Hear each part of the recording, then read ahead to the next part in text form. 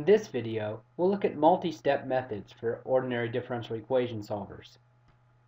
After studying this video, you should be able to explain how multi-step ODE solver algorithms are developed, analyze the error behavior of some multi-step methods, and implement the Adams-Bashforth and Adams-Bashforth-Moulton methods in MATLAB. Recall a one-step method, like the Runge-Kutta methods we've been looking at, has the form yi plus 1 is equal to yi plus phi times h, where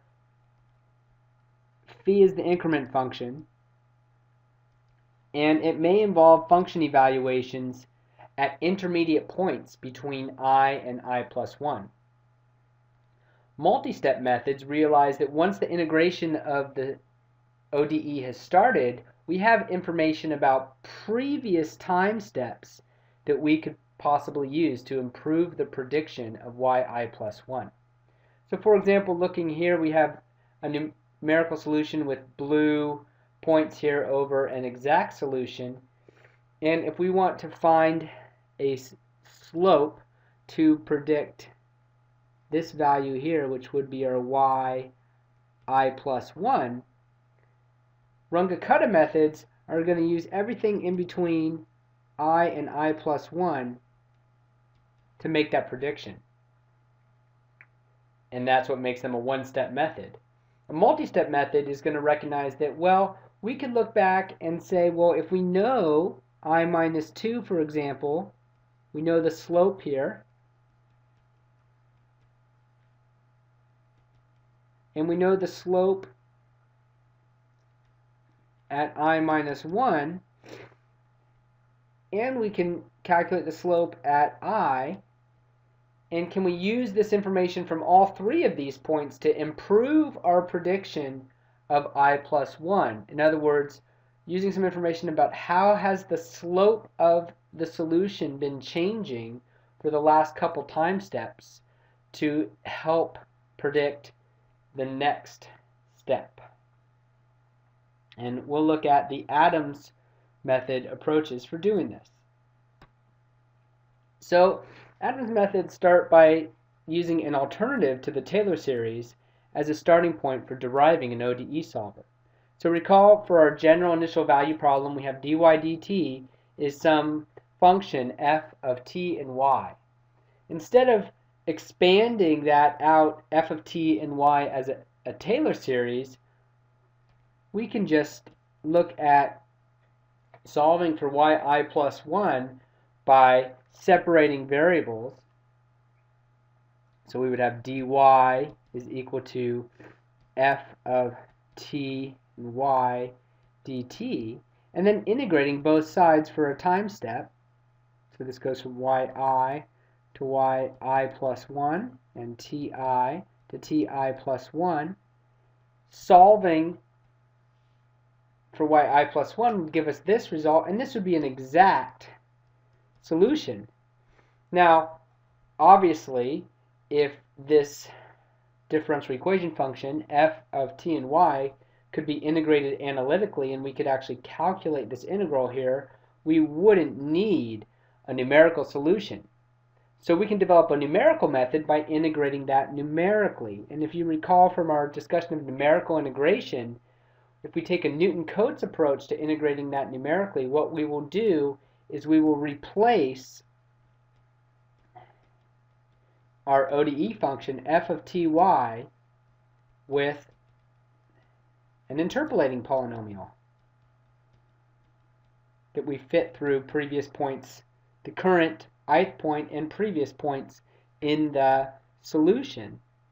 And that way we can capture that information from previous steps in the integration. The order of the method we develop is going to be determined by how many points we use. Recall that one point would be a 0th order polynomial.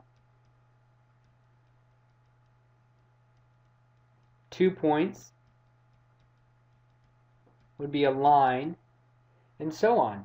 So let's look at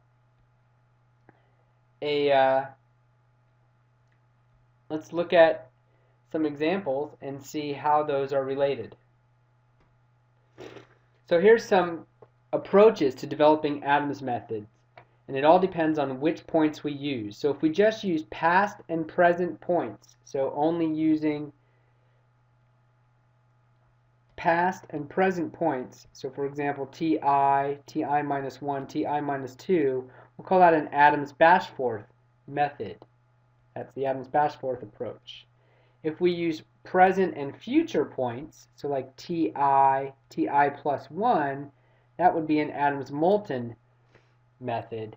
And using past, present, and future points, basically combining these two approaches, would be an Adams-Bashforth-Moulton method. So let's look at some example Adams-Bashforth methods first to get a handle on how the number of points we use for the interpolating polynomial relates to the order of the method, and also to determine what do these integration schemes look like. So for Adams-Bashforth with a 0th order polynomial, we're just going to replace that derivative function with a 0th order polynomial, which is a constant, which the obvious choice here to use would be its value at the ith point, so f of ti and yi. So what we get here, when we plug that in, we get yi plus 1 is equal to yi plus the integral from ti to ti plus 1 of f at ti and yi dt. Now this is going to be a constant over that integration range, so when we integrate that, we just get yi plus 1 is equal to yi times, plus f at ti yi times ti plus 1 minus ti. Recall that's just equal to h. And this should look pretty familiar, because if you look closely here, we've got yi plus 1 is equal to yi plus f of ti yi times h. And this is actually just Euler's method. So as far as the truncation error, we know it's going to be the same as Euler's method, or a local second order accurate and global first order accurate method. Now obviously we've not done anything new here, but it is nice that we end up with a similar method that we've already looked at in the simplest case, which the simplest case of our multi-step method, which actually is still a one-step method because we're only using the ith time step, is the same as our simplest one-step method. Let's look what happens when we go to a higher order and use a first order polynomial. So for the first order polynomial, we will replace our slope f of ty with a first order interpolating polynomial. So that would be a line, and here's the equation of a line using the slope calculated from points I and I minus 1 to form that linear interpolation. So we'll plug that into the integral, and we get yi plus 1. Well, let's just do the integral itself. We get the integral from ti to ti plus 1 of fi plus, and notice a little shorthand here, so fi is just shorthand for our function, our ODE function f, evaluated at ti and yi. And so fi minus 1 would be f evaluated at ti minus 1 and yi minus 1. I'm just using that shorthand so this doesn't get so messy carrying around those parentheses. So we have fi plus fi minus 1 over h times t minus ti dt. Integrating, we get fi, plugging in the limits, ti plus 1 minus ti plus fi minus fi minus 1 over h times t minus ti squared over 2, and if we plug in the lower limit here, we're going to get 0, ti minus ti. So plugging in the limits here, we just have a ti plus 1 minus ti. And then next thing we can do is recognize that, again, this is h, and this would be h, so we would have an h squared, which cancels out that h. And simplifying this and plugging in for yi plus 1, we get yi plus 1 is equal to yi plus, and we're going to have, we'll bring out the h over 2, and then bring out the h over 2, we're going to have 1 fi. When I factor out the 1/2, this becomes 2 fi plus a third fi, so we get 3 fi minus fi minus 1. And that is our second order Adams-Bashforth. Now, as far as the truncation error for the second order Adams-Bashforth, what we'll do is we'll recognize it. Now we're approximating our derivative function, our ODE function, f of ti, as a line between the 2 points. So since we're approximating as a line and integrating that, the truncation error we can get by just recognizing this is analogous, again, to the trapezoid rule in terms of how we're integrating this. And so we'll say this is globally, trapezoid rule, recall, is locally order h cubed, globally order h squared. So we could keep doing this and develop higher order Adams-Bashforth methods. Again, they'd be developed with a similar approach, just more algebra. So there's no need to go through the algebra if you get the general concept. So here's a fourth order Adams-Bashforth scheme that we would get using a cubic polynomial. So again, we see if we're using a third order polynomial or a cubic, we get a fourth order accurate ODE solver. So again, we have a linear combination. Now since it's a cubic, we need 4 points. So we bring in fi minus 1, I minus 2, and I minus 3.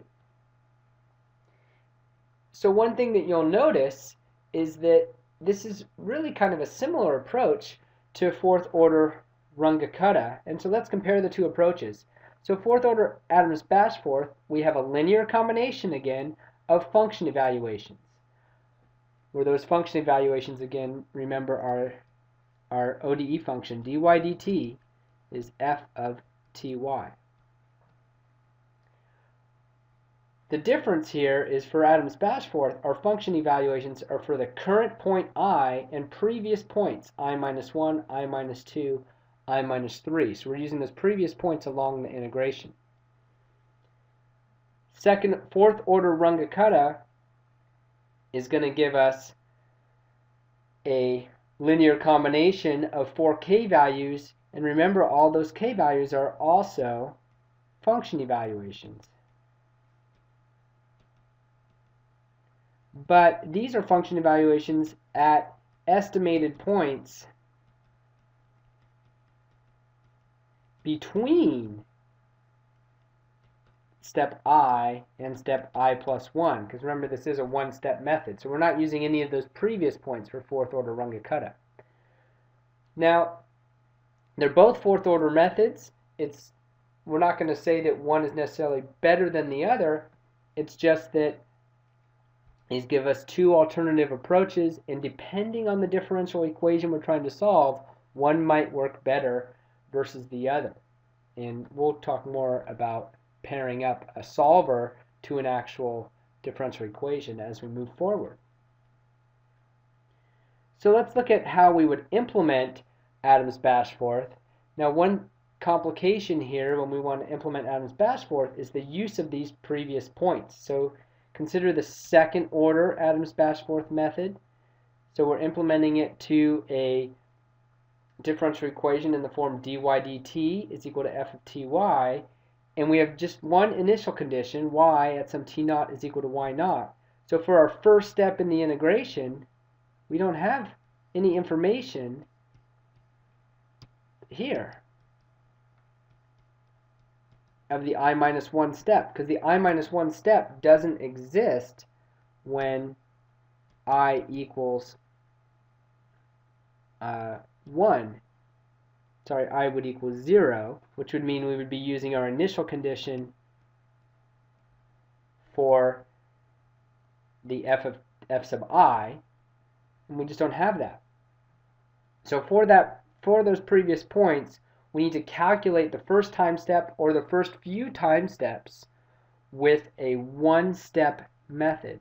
So if we're doing a second order Adams-Bashforth scheme, it would make sense to use a second order Runge-Kutta scheme for one step. And then once we get to I equals 3, then we'll have I equals 2 and I equals 1 to calculate the third step. For a fourth order Adams-Bashforth, we would use a fourth order Runge-Kutta.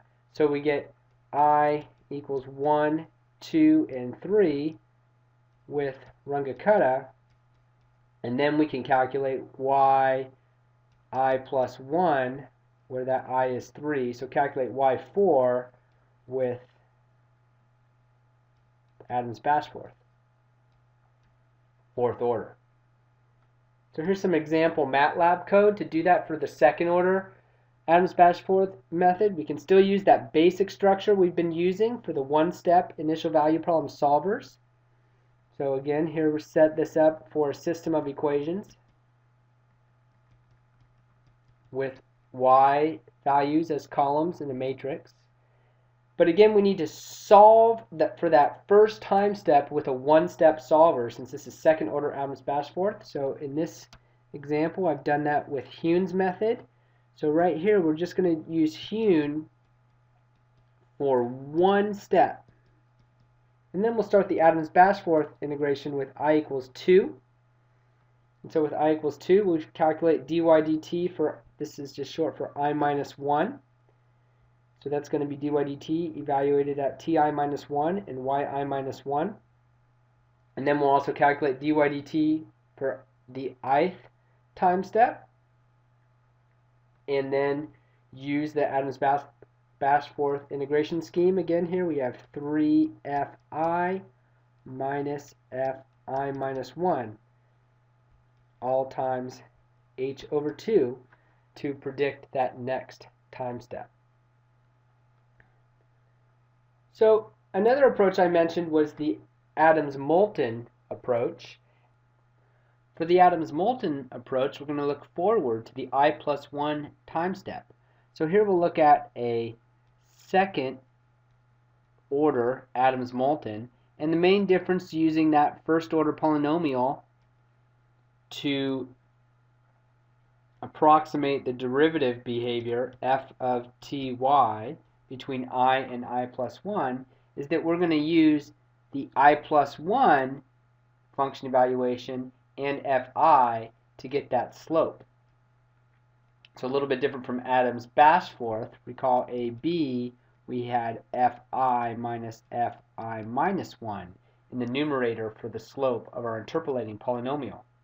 When we integrate that and plug in the limits, we get the following approximation for yi plus 1. So we have yi plus h over 2 times f at ti plus 1 and yi plus 1 plus f at ti and yi. And maybe this looks familiar because this is the same as Hume's method. And similar to Hume's method, we either need a predictor to get yi plus 1, or we can also use this for an implicit method, since yi plus 1 is on both sides of the equal sign. And we'll talk more about implicit methods in a future video, but the main thing about implicit methods is they're very difficult to implement. So for now, we can imagine just using the I+1 predictor, and we'll look at that in a minute. The Adams-Moulton method doesn't look like Hume's method anymore if we go to a higher order.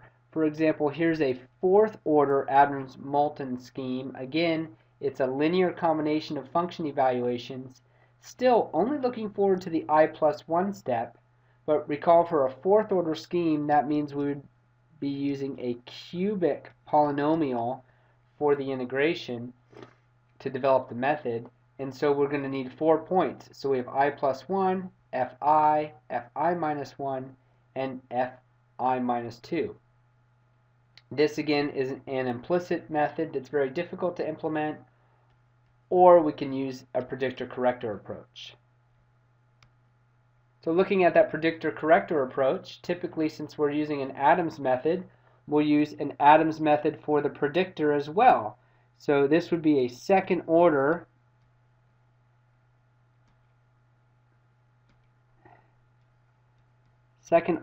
Adams-Bashforth Moulton, because what we'll do is use an Adams-Bashforth, second order Adams-Bashforth for the predictor equation, and then use a second order Adams-Moulton, which is the same as Hume's method, for the corrector equation. And just like with Hume's method, we can do this with a corrector iteration where we continually keep updating that corrected value of I+1 with our new and improved value of I+1, and iterate until that approximate relative error is less than our stopping criteria, or that approximate relative error is the error between our new corrected value and our previous corrected value. And that concludes this video.